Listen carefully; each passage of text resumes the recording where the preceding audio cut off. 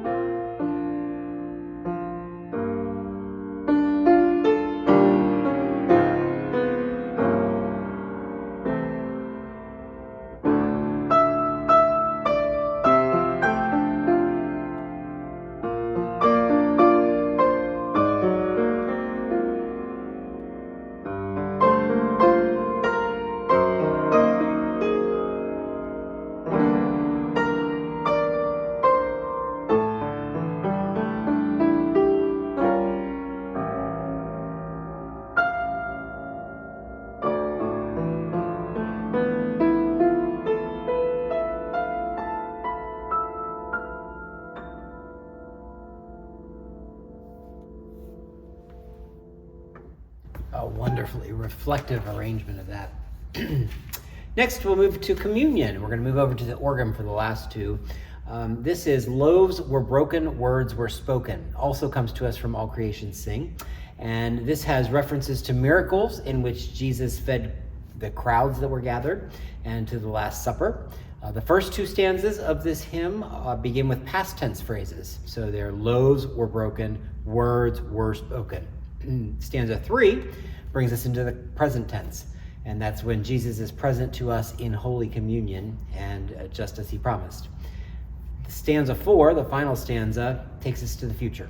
So as we leave worship to share the good news, serve our neighbors.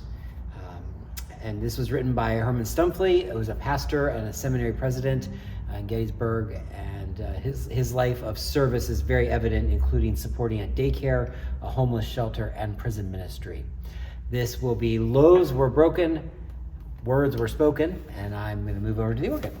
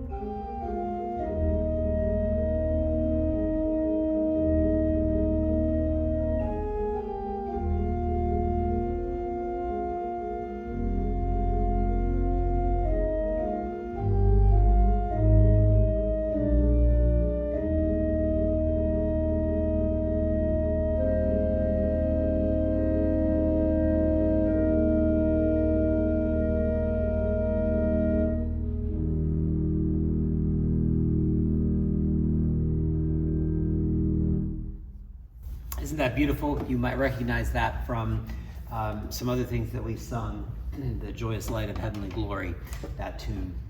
All right, and the sending hymn is Lead On, O King Eternal, and this was written for the graduating class from Andover Theological Seminary. So some of those words, if you put that in context, might make a lot more sense to you, like through days of preparation, Your grace has made us strong. The cross is lifted high in this song. It's over the enterprise, over the journey. It focuses on the light and the kingdom to come. This is Lead On, O King Eternal.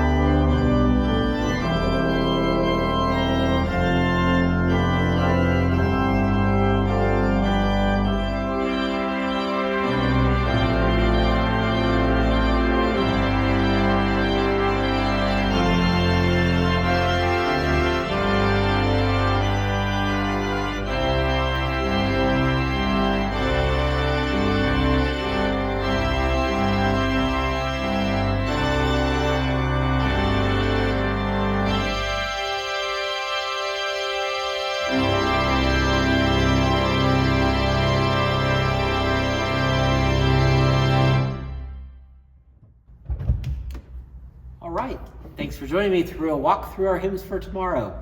If you're going to join us in person tomorrow, which we hope you will, those services are at 8:30 and 10:30 in the sanctuary here, and the 10:30 service will be live streamed on our YouTube channel as always. Thanks again for joining me this evening. We'll look forward to being together again next week. Have a great night.